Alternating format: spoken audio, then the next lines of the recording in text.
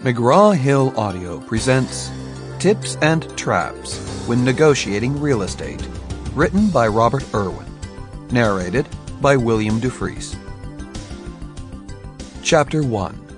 Negotiating a Successful Deal. Everything in real estate is negotiable. That includes the price, the terms, the appliances, the commission, the light fixtures, and, in some strange cases, even the pets. However, the word negotiable is not magic. It doesn't mean you'll always get what you want. If you're a buyer who wants a 15% reduction in price, you could get it if you're willing to pay cash, do a quick deal, make other concessions, or buy when the market is cold. If you're a seller who insists on getting full price, you could get it if the market's hot, or you're willing to loan the buyer money to help make the purchase, or you'll allow the buyer to move in before escrow closes, or make other concessions. Negotiation is give and take. Of course, what we all want is to be able to give as little and take as much as possible. And indeed, we'll hear just how to do that in this audiobook. However, keep in mind that the best negotiations end with a win-win situation, one in which all parties are happy with the deal. The actual rules of negotiating real estate begin in the next chapter. However, I encourage you to listen through the following true story of Sandra and Dana carefully to see negotiating in practice during an actual residential real estate transaction. Finding the property. Sandra and Dana owned a home they had purchased a few years earlier in Sacramento, California. The home was only a couple of years old, but it was small, only 3 bedrooms, for their expanding family. They had 1 child, were anticipating a second, and Sandra needed a home office.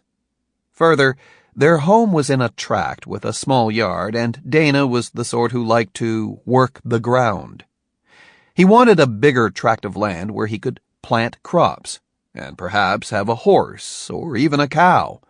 He wanted a country home rather than a city home. So they began looking for a new house. And while properties such as the one they wanted were indeed available in the area, prices were rising rapidly, and Dana felt that his chances of finding one were slim. Nevertheless, for a whole month of weekends he and Sandra went out looking, being mostly disappointed with what they saw and the prices asked. Thus, they were both surprised one weekend when an agent showed them a property with 4 acres of land. The house was not much bigger than the one they currently owned, but it did have an extra bedroom over the garage.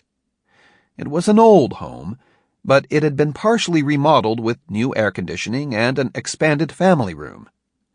It would need work, but they figured they were up to it. What Dana really liked, and Sandra tolerated, was the expanse of land that came with the home. True, it was flat, with only 2 old oak trees on it and the rest weeds, but Dana saw all sorts of potential. He envisioned a barn where they could have animals, a field where they could grow vegetables, and he fell in love with the 1941 Ford tractor rusting out back, which he imagined he could get running again. Making the initial offer. There was virtually no discussion over whether they should buy the place. They both knew they wanted it. The only concern was if they could buy it. The asking price was $350,000 for the home. Dana and Sandra saw a mortgage broker who said they could afford the payments on a maximum loan of $325,000 at current interest rates. That left another $25,000 needed for the down payment, plus another $7,000 for the buyer's closing costs. However, they figured they had $40,000 equity in their current home, even after paying the seller's transaction costs to sell it, including the commission. Therefore, they should come out okay with even a few dollars to spare. Their big concern was timing. The property, owned by a couple named Wilson, had only been for sale for a couple of weeks, and Sandra and Dana's agent, Madeline, Sample complete. Ready to continue?